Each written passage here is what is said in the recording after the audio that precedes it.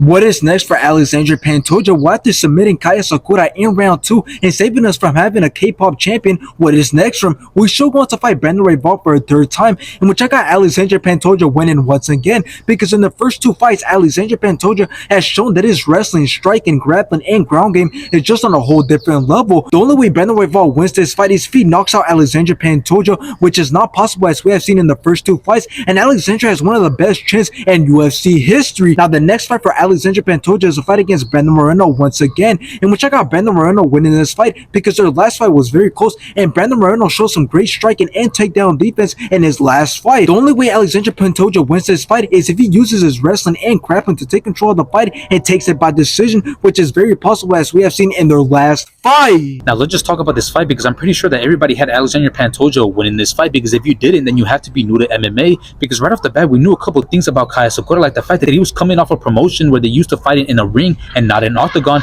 and we knew that Kaya Sakura's striking skills was the only threat to Alexandre Pantoja, because besides that, his wrestling and grappling is trash compared to Alexandre Pantoja. So the only hope that Kaya Sakura had of winning this fight was to use his crazy speed and power to land something crazy and unexpected, which more specifically his knee, since that seems to be his more dangerous weapon, and we've seen him use that in this fight. But it didn't work, as it turned out that Kaya Sakura's striking wasn't enough, because Alexandre Pantoja was there to take punishment and to give it back, and I knew that if Alexandre Pantoja was to involve his wrestling and grappling, it would be over for Kaya Sakura. And even though Kaya Sakura tried to put up a fight in that realm, it still wasn't enough, as he got submitted in round 2. So yeah, I think it's safe to say that nobody's beating Alexandre Pantoja, and he's going to remain champion for a very long time, because although he's in his mid-30s, he has faced all type of fighters with crazy speed and power, and fighters who have very dangerous grappling and submission skills, and he still manages to come out on top, and he's never been finished. So in the end, I'm confident that whoever is next for Alexandre Pantoja will not stand a chance. At this point, Alexandre Pantoja should just think about going up to 135 and see if he has it in him to challenge Merab, which I believe that he does have it in him. I do believe that he'll give Merab a really good fight on the feet and on the ground.